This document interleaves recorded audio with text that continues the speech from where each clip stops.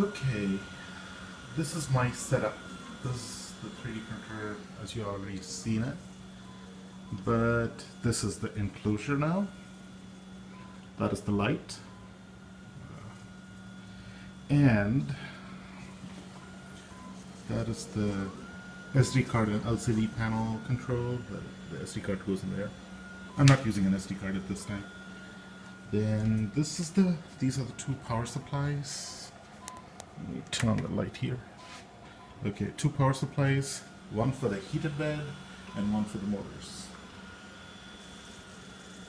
and ramps. This is the UPS I'm using. I repurposed my FiOS battery. I extracted from that because I'm not using FiOS anymore. I switched to Bright House. And this is the Raspberry Pi that is actually running the firmware. And that is connected to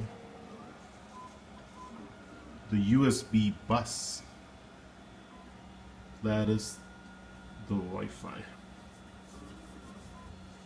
The USB Wi-Fi adapter. And that is the monitor. I have just turned it off, I don't use it. And optional mouse and keyboard in case I want to control the Raspberry Pi.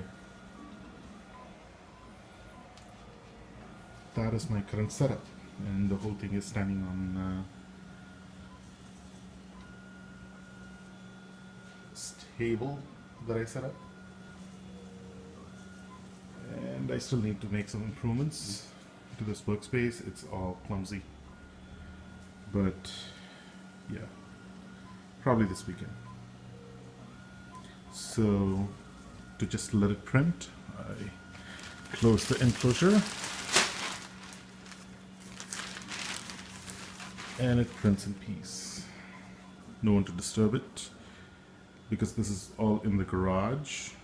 Even if the garage door is opened, nothing blows in to the enclosure to disturb the 3D printing. That's it, folks.